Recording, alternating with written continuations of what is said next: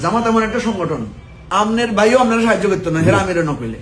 জামাতের অফারটা ছিল যে আপনাদেরকে জিতানোর জন্য আমাদের সাংগঠনিক অর্থনৈতিক যত কিছু আছে আমরা ব্যয় করব।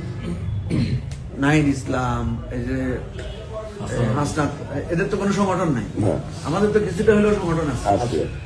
ঠিক আছে, আমাদের তো কিছুটা হলেও আমরা পুরানো লোক, আমাদের বন্ধু বান্ধব। জামাতে এমন ধরেন 100 জন নেতা থাকলে 50 জন নেতা তো আছে যে আমার লোক কাজ করছে, আছে না?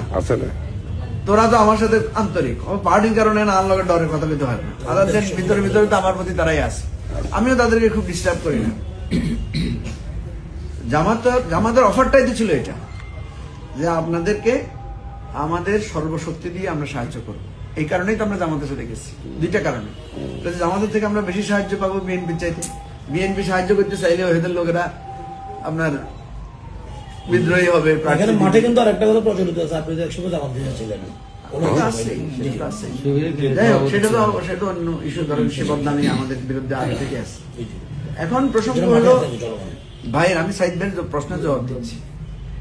উনাদের ইন্টারেস্টে আমরা ওনাদের সাথে আসছি, তা আমাদেরকে সহযোগিতা করা তো ওনাদেরই নৈতিক দায়িত্ব। আমি তো ওনার কাছে খুঁজুম না, অবশ্যই নাম্বার 1। 2 নম্বর হচ্ছে ওনারা একটা ভুল করছেন।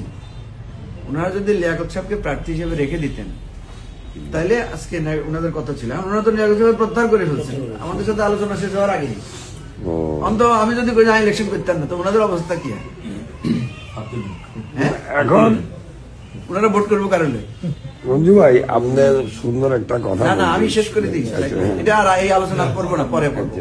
অর্থাৎ জামাতের নিজেরই দায়িত্ব আমাদেরকে সাহায্য করা। জামাত এমন একটা সংগঠন, আমনের ভাইও আপনারা সাহায্য করতো না, হেরা আমিরও নকলে। আইন যদি হারা দিনে এদের ভিতরে করি কোনো লাভ আছে?